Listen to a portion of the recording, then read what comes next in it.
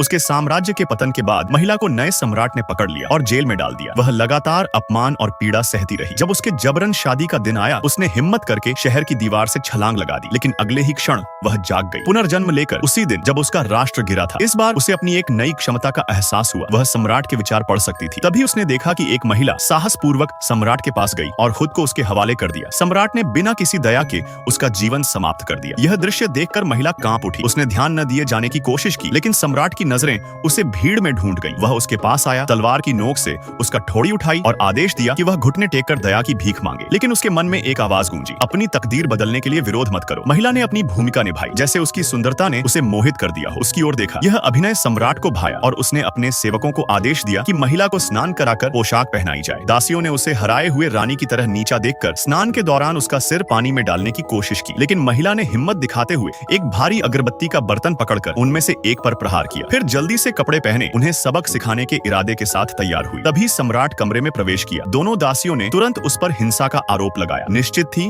कि उसे सजा मिलेगी। महिला ठहरी रही, लेकिन सम्राट ने शांतिपूर्वक आदेश दिया कि इन दोनों को मार मारकर फांसी दो। फिर उसने महिला को अपनी बाहों में खींच लिया। जब उसकी बाहें कस गईं, महिला घबरा गई और उसने सम्राट का हाथ काट लिया। लेकिन सम्राट ने गुस्से के बजाय असामान्य शांति दिखाई। धीरे से उसके अस्त व्यस्त वस्त्रों को ठीक किया और फिर अकेले लौट गया। इस अप्रत्याशित बदलाव को देखकर महिला को असहजता महसूस हुई। वह समझ गई थी कि वह उस व्यक्ति के प्रति भावनाएं विकसित करने लगी थी जिसने कभी उसका सब कुछ नष्ट कर दिया था।